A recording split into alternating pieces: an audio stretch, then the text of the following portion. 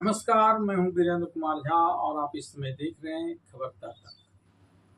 खबरता तक के धर्मानुरागी दर्शक वृंद, खबरता तक के धर्मखंड के अंतर्गत आज मैं जिस कथा प्रसंग को लेकर आप सबके समक्ष उपस्थित हुआ हूं, उस कथा प्रसंग का संबंध जरासंध और भगवान श्री कृष्ण से है। भक्तों, आप में से ज्यादातर लोग इस बात को जानते हैं कि जरासंध ने कई बार भगवान श्री कृष्ण को युद्ध के मैदान से भागने के लिए विवश कर दिया था। आप में से ज्यादातर लोग भले ही यह जाने या ना जाने कि जरासंध ऐसा इसलिए कर रहा था क्योंकि भगवान श्री कृष्ण ने उसके जामाता कंस की हत्या कर दी थी। लेकिन इतना तो सब जानते हैं कि जरासंध अपने जमाता श्री कृष्ण के इस हत्या के बदले में बारंबार मथुरा पर आक्रमण कर रहा था और प्रत्येक बार भगवान श्री कृष्ण को अपने भाई बलराम और उनकी अक्षौणी सेना के साथ वहां से भागना पड़ रहा था। और यहाँ तक कि जरासंध के भय से कि वह और उस पर आक्रमण न कर दे, श्री कृष्ण ने अपनी राजधानी को मथुरा से द्वारकापुरी ले आया था। अब सवाल यह उठता है कि श्री कृष्ण तो सर्वसमर्थ थे, फिर बार बार जरासंध से युद्ध के मैदान में उन्हें क्यों भागना पड़ रहा था। श्रीमद् देवी भागवत पुराण और तमाम धर्म ग्रंथों में इस बात का उल्लेख है कि भगवान श्री कृष्ण का जन्म देवादिदेव महादेव के द्वारा मांगे गए एक वरदान जो उन्होंने जगदम्बा से मांगा था कि वे पुरुष रूप में अवतरित हों, उस कारण सिर्फ इसलिए हुआ था कि वे दुष्टों का संहार करें। बलराम के साथ भी ऐसी ही बातें थी कि पूर्व काल में भगवती पार्वती ने विष्णु देव को यह वरदान दिया था जब उन्होंने मांगा था कि मैं आपका बड़ा भाई हूँ और आप पुरुष रूप में हो, तो उन्हें भी यह बात उन्होंने कही थी कि मैं जब श्री कृष्ण के रूप में अवतरित होंगी तब आप मेरे बड़े भाई बलराम के रूप में रहेंगे। और ये दोनों इतने समर्थशाली जिन्होंने पूर्व काल में अनेकानेक राक्षसों का वध किया था, और वही राक्षस इस समय द्वापर युग में अलग अलग राजाओं के वेश में थे।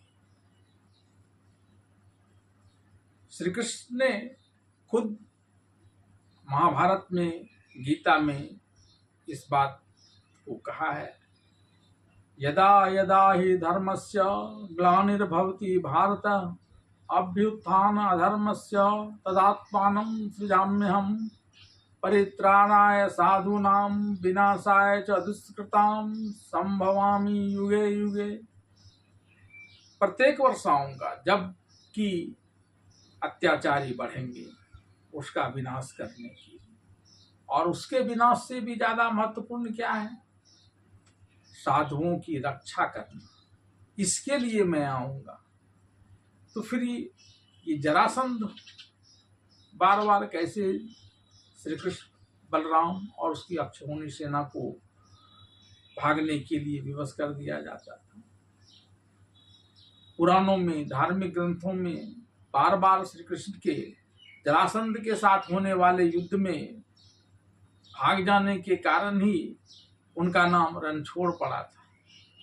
वह युद्ध में हारते नहीं थे। यह बात नहीं थी कि जरासंध श्री कृष्ण को, बलराम को और उसकी अक्षौणी सेना को हरा देता था। ये भाग जाते थे युद्ध छोड़कर, युद्ध अनिर्णित रह जाता था और जरासंध वापस दोबारा अपने जमाता कंस की हत्या का बदला लेने के लिए युद्ध भूमि में आता। इसके पीछे एक बड़ा रहस्य था। वह रहस्य यह था कि जैसा कि मैंने आपको बताया कि श्री कृष्ण और बलराम ने उन सभी दुष्ट राक्षसों का विनाश करने और साधुओं की रक्षा करने के लिए ही जन्म लिया था और यही काम वहां भी कर रहे थे। अगर जरासंध के साथ बार बार भगवान श्री कृष्ण रण छोड़कर नहीं भागते तो प्रत्येक आतताई राजा जो पूर्व में राक्षस थे और जिनका भगवान विष्णु और जगदम्बा के रूप में पूर्व में इन लोगों ने वध किया था, वे उन सभी को मारने के लिए वहां तक जाना पड़ता जो इस समय द्वारकापुरी में अलग अलग राज्यों में राजा बने हुए थे, अत्याचारी राजा थे, सबके यहाँ जाना पड़ता। बहुत समय इसमें व्यर्थ जाता और उधर फिर महाभारत में भी तो संहार करवाना था। कृष्ण खुद संहार करें या संहार करने की भूमिका है। अंतिम उद्देश्य यह था कि साधुओं की रक्षा करना और जो आतताई हैं उनका विनाश करना, दुष्टों का विनाश करना, और इसके लिए ही वे बार बार भागते थे। लेकिन भागने से पूर्व वे जरासंध के द्वारा, जरासंध एक प्रतापी राजा था और उसके डर से जिस राजा को वह अपने साथ युद्ध में चलने के लिए कहता था वह उसके साथ आ जाता था और भगवान श्री कृष्ण यहाँ उनमें से ज्यादातर राजाओं को मार देते थे और उसके बाद भाग जाते थे। और यह क्रम वे तब तक करते रहे जब तक कि उन्हें लगा कि अब जरासंध और ज्यादा आतताई राजाओं को अपने साथ नहीं लाने लगा है, तो वे अपनी राजधानी वहां से मथुरा से हटाकर द्वारकापुरी ले आए। अब रही बात जरासंध के पद की। जरासंध अत्याचारी नहीं था, लेकिन वह अपने जमाता कंस जो अत्याचारी राजा था उसकी मौत का बदला लेने के लिए ऐसा कर रहा था। इसलिए श्री कृष्ण ने जरासंध का वध अपने नहीं किया, लेकिन वह उन आतताई राजाओं को प्रश्रय तो जरूर देता था। ऐसे में उसका जीवित रहना भी उचित नहीं था। और तब श्री कृष्ण ने एक नई युक्ति खोजी। जब पांडवों के सबसे बड़े भाई युधिष्ठिर को राजसूय यज्ञ करने का ख्याल आया तो हर किसी ने युधिष्ठिर को बताया कि वह राजसूय यज्ञ करने में सक्षम है। सिर्फ एक श्री कृष्ण ही थे जिन्होंने कहा था वे सक्षम तो अभी नहीं है। राजसूय यज्ञ वे अभी की स्थिति में शुरू तो कर सकते हैं, लेकिन संपन्न कराना उनकी बस की बात नहीं है। और तब उन्होंने जरासंध का भेद खोला था कि जब तक जरासंध को मार नहीं दिया जाता है तब तक के लिए आप प्रतीक्षा करें। और तब युधिष्ठिर ने श्री कृष्ण से निवेदन किया कि आप ही जरासंध के लिए कोई तरीका बताइए।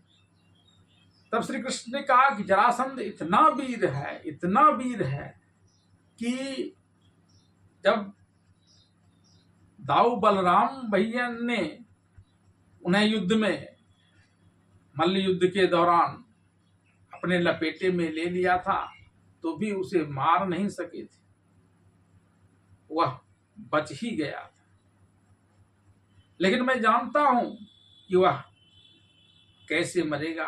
और तब उन्होंने युधिष्ठिर के द्वारा यह कहने पर कि आप सारी सेनाओं को ले जाइए भगवान श्री कृष्ण ने कहा कि सेना की कोई जरूरत नहीं, सेना की तो मेरे पास ही कमी नहीं है, तो अक्षौणी सेना तो मेरे ही यहाँ है, तुम्हारी सेना की क्या जरूरत। और तुम्हारी सेना जाकर भी जरासंध पर विजय प्राप्त नहीं कर सकती, विजय श्री जरासंध के ही हाथों होगी अगर तुम्हारी सेना वहां आक्रमण के लिए जाती है। और ऐसे में हस्तिनापुर काफी प्रसन्न होगा, क्योंकि जरासंध अभी तुम्हें छोड़े हुए है, तुम्हारे ऊपर आक्रमण उसने नहीं किया है, न तुमसे कोई कर ले रहा है, लेकिन अगर तुमने ऐसा किया तो जरासंध तुम्हें छोड़ेगा नहीं, और तब तो राजसूय यज्ञ करना और कठिन हो जाएगा, क्योंकि जरासंध को इस तरह से मारा ही नहीं जा सकता। और तब जब युधिष्ठिर ने उनसे कहा कि आप ही कोई उपाय बताएं, तब उन्होंने कहा कि तुम भीम और अर्जुन को मेरे साथ कर दो। और भगवान श्री कृष्ण अर्जुन और भीम को लेकर अपने साथ चले। जरासंध की नगरी के पास पहुंचे, लेकिन नगर में सीधे प्रवेश नहीं किया, क्योंकि तब जरासंध के सैनिक इनके लिए खतरा बन सकते थे। इसलिए इन्होंने पीछे से छुपते छिपाते एक पर्वत के सहारे सीधे जरासंध के गृह में प्रवेश कर लिया, वह भी पिछवाड़े से अतिथि गृह में चले गए। अब श्री कृष्ण तो यह जानते थे कि अतिथि गृह में तो जरासंध मार नहीं सकता है, वह बड़ा धर्मात्मा है। और ऐसा ही हुआ, जरासंध जब अपने अतिथि गृह में आया तो उसने भगवान श्री कृष्ण और उनके साथ आए भीम और अर्जुन, जो उस समय ब्राह्मण वेश में थे, उनकी पूजा करना प्रारंभ कर दिया था। लेकिन श्री कृष्ण ने उन्हें रोक दिया था कि आप अभी न तो हमारा पूजन करें और न ही आप जो यह प्रसाद अपने पूजा स्थान में पूजा कर आए हैं उसे ही हम ग्रहण करेंगे, क्योंकि हमें कुछ बातों का फैसला करना है। और तब जरासंध ने पूछा कि आपको मैं शत्रु कैसे लगता हूं। तब श्री कृष्ण ने सारी बातें बता दी कि आपने 17 बार हमारे ऊपर आक्रमण किया, मैं युद्ध छोड़कर भाग जाता था, मैं वो कृष्ण हूं।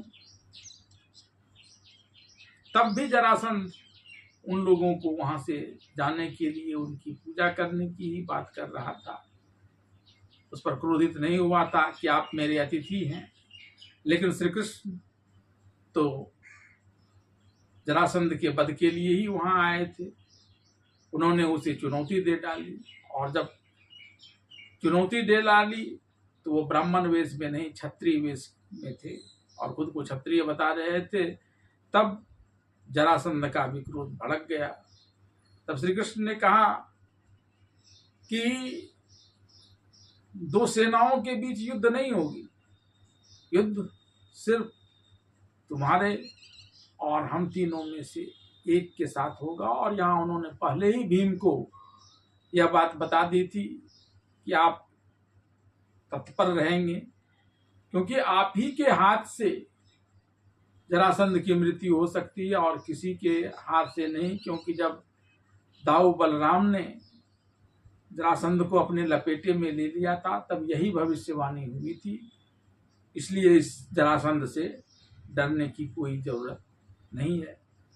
और तब जरासंध और भीम के बीच लंबे समय तक लगातार मल्ल युद्ध होता रहा। कभी भीम पिछड़ जाते तो कभी जरासंध को पछाड़ देते, और कभी जरासंध भीम को पछाड़ देता। लेकिन किसी को सफलता नहीं मिल रही थी किसी को भी पराजित करने में। भले ही जरासंध बूढ़ा हो चुका था और भीम जवान था, लेकिन उसके बावजूद जरासंध की वीरता में कोई ज्यादा का अंतर नहीं आया था। भीम घुमा घुमा कर जरासंध को चारों तरफ फेंक देता, लेकिन जरासंध फिर आ जाता। तब श्री कृष्ण ने दांत से एक दतवन को दो फाड़ करते हुए भीम को इशारा दिया। भीम ने उस इशारा को समझा और उसके दोनों पैर को दो तरफ कर फेंक दिया। लेकिन यह क्या, जरासंध तो फिर वापस आ गया। अब भीम का साहस डगमगाने लगा। बड़ा खतरा श्री कृष्ण को लगने लगा। जिस प्रकार से भीम का साहस डगमगाने लगा है, कहीं जरासंध इस पर हावी ना हो जाए। और तब उन्होंने भीम की तरफ दोबारा इशारा किया। इस बार दतवन के दो फाड़ कर दो दिशाओं में फेंक दिया, जिसे देखकर भीम ने उसके पैरों को दो तरफ खींचकर उसके दोनों अर्धांगों को दो दिशाओं में फेंक दिया, जिस कारण जरासंध का वध हुआ था। और यही कारण था कि बार बार श्री कृष्ण, जबकि जरासंध उन पर आक्रमण करता था, श्री कृष्ण युद्ध भूमि से लड़ाई छोड़कर भाग जाते थे। रण छोड़ तक नाम कहलाना उन्हें पसंद था। तो किस लिए? सिर्फ विनाशाय च दुष्कृताम और परित्राणाय साधु। इस वीडियो में अंत तक बने रहने के लिए आप सभी का धन्यवाद।